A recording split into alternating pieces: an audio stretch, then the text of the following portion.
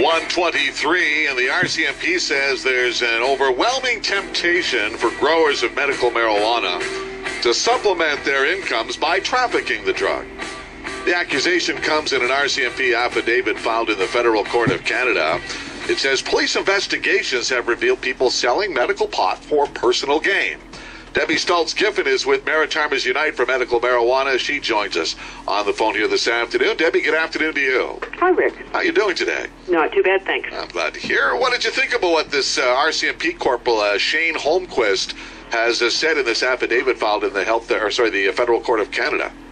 Well, I think it's absolutely preposterous, Rick. He's saying that it's overwhelmingly tempting, and he has no real categorical evidence to base this on. He's just making allegations and assumptions, and in fact, 2 years ago, the RCMP alleged that 40 participants in the program out of 30,000 were allegedly abusing the program. That's 0.0013%.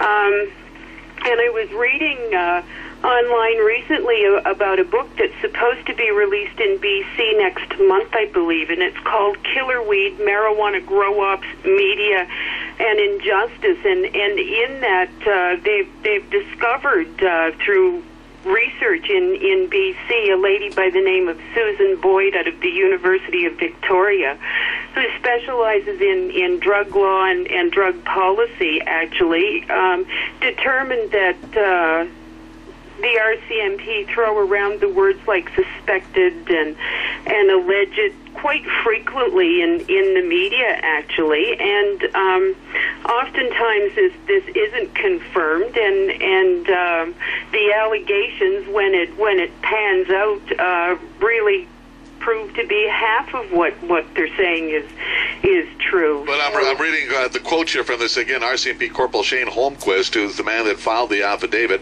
and he said in the submission to courts that he has seen himself numerous instances of licensees trafficking the marijuana they grow.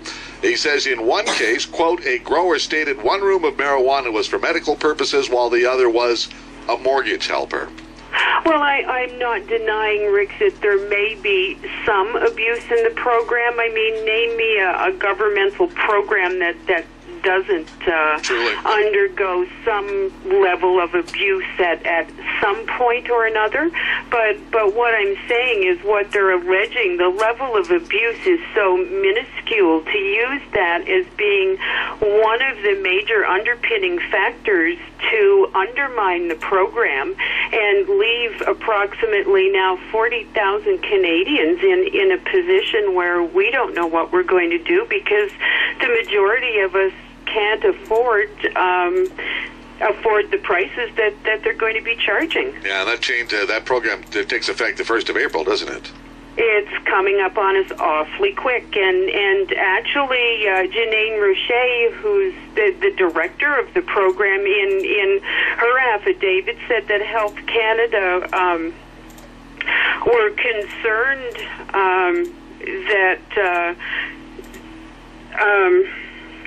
Health Canada were concerned that continuing with personal production would undermine the establishment of viability of these fledgling licensed producing industries that Health Canada themselves have created. So, I mean, that alone seems evident that Health Canada are more concerned about a profit-driven industry than the fate of the patients, and that's because this profit-driven industry will be returning tax dollars into their coffers.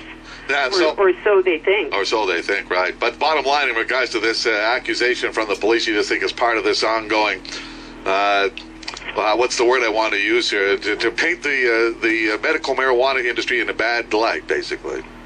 Well, definitely, and I mean the police have been known to exaggerate. For instance, as Susan Boyd that I spoke of earlier studied 2,500 newspaper articles over a 14-year period.